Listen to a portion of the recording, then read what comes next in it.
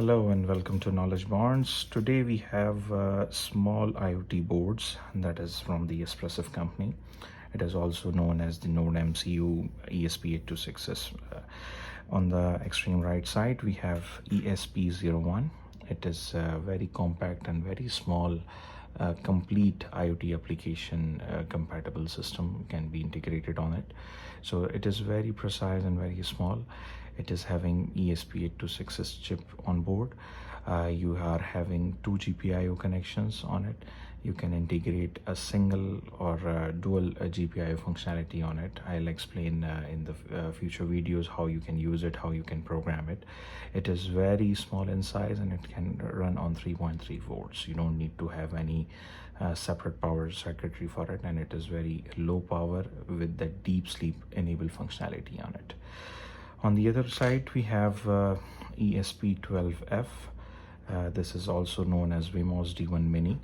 This is also a very small and compatible IoT board.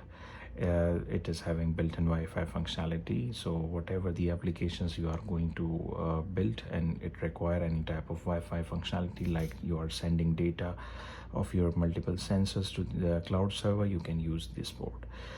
It is also having multiple GPIOs with single analog input as well.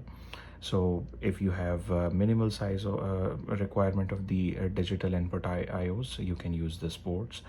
On the left side we have ESP32. This is quite a great package. It is having a lot of functionalities including the BLE and the Wi-Fi. So if is there any project you are doing in which you need BLE functionality along with the Wi-Fi, so you can use this board. I highly recommend this board. It is very efficient and reliable in all type of IoT applications. So this is also the short review I have today. So if you like the video, please comment, like, subscribe the channel. Thank you so much for watching.